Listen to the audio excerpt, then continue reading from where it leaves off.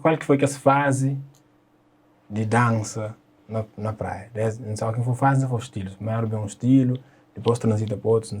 Bom, tá, para aquele que não sabe, que naquela época também um estilo que predomina, um vibe diferente. É tipo, acho que que as influências, né, que eles já têm de mundo exterior, para tudo que é estilos de dança assim, depois flama que origina de Cabo Verde. É um estilo de dança de outros países que não tem influência, que não tem traz porque não chama de danças urbanas, né?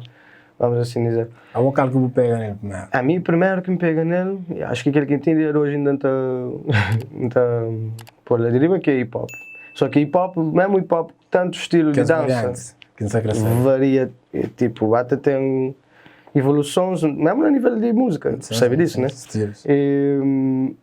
Imagina, por exemplo, mesmo na dança tem três gerações. Tem aquela geração de old school,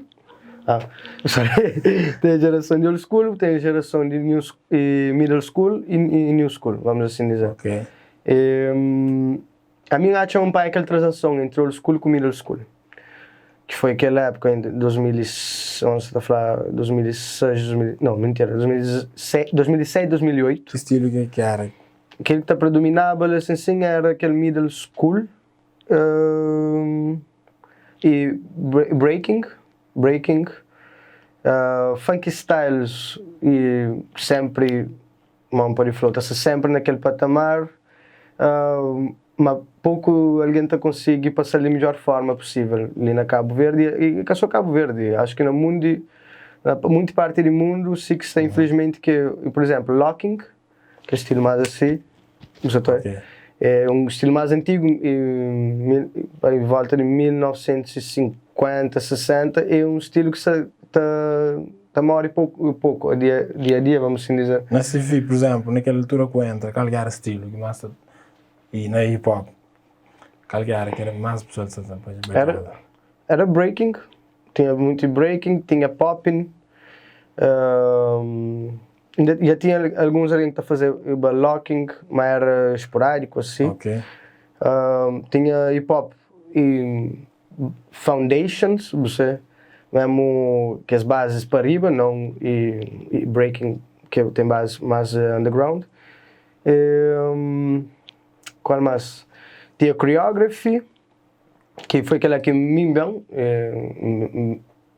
aquele grupo que não queria, acaba para ser parte de um movimento de coreografia que lá está, foi influência de aquilo Toyaba, Jabberwockies,